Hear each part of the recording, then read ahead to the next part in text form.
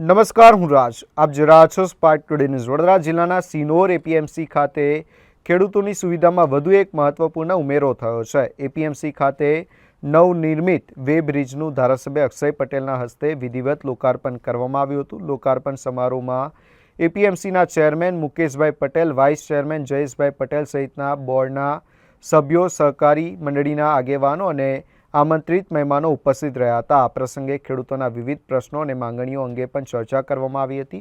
ધારાસભ્ય અક્ષય પટેલે ખેડૂતોની માંગણીઓને લઈને સંપૂર્ણ સહકાર આપવાની ખાતરી આપી હતી અને ખેડૂતોના પ્રશ્નો ગાંધીનગર સુધી રજૂઆત કરવાની વાત કરી હતી.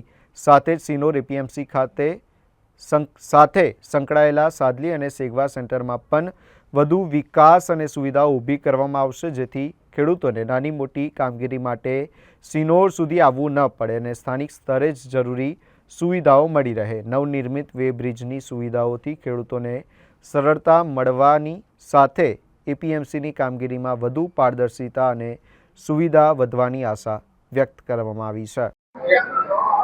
આજ રોજ સિનોર ખાતે ખેતીવાડી ઉત્પન્ન બજાર સમિતિનું આજે વે બ્રિજનું ઓપનિંગ હતું. એની અંદર ખૂબ મોટી સંખ્યાની અંદર સહકારી મંડળીઓના આગેવાનો અને આમંત્રિત મહેમાનો ખૂબ મોટી સંખ્યાની અંદર ઉપસ્થિત રહ્યા અને આજે એપીએમસી સિનોર ખાતે જે વે બ્રિજનું ઓપનિંગ કર્યું એની અંદર જે ખેડૂતોનું જે બીજા પ્રશ્નો હતા એની પણ ચર્ચા થઈ મૂકવાને અને મને હું વિશ્વાસ છે સરકાર ઉપર કે આવનારા દિવસોની અંદર જે ખેડૂતોએ જે ડિમાન્ડ મૂકી છે એ પૂરેપૂરો સાથ સહકાર મળી અને જે ખેડૂતોની જે બીજી સંસ્થા જે એપીએમસીને સંલગ્ન સાડલી ખાતે, સેગવા ખાતે એની અંદર પણ સારું ડેવલપમેન્ટ થાય અને ખેડૂતોને છેક સિનોર સુધી આવવું ના પડે અને તમામ સુવિધાઓ ત્યાં સેન્ટરો પર મળતી રહે એ રીતે અમે આગળ વધીશું અને તમામ આજે ચૂંટેલા પ્રમુખ અને ઉપપ્રમુખ તમામ બોર્ડ ડિરેક્ટર એપીએમસીના હું ખૂબ ખૂબ આભાર માનું છું કે જે ખેડૂતોની આજે જરૂરિયાતની જે સુવિધા ઊભી કરી છે આવનારા દિવસોમાં આવીને આવી સુવિધા ઊભી કરતા રહે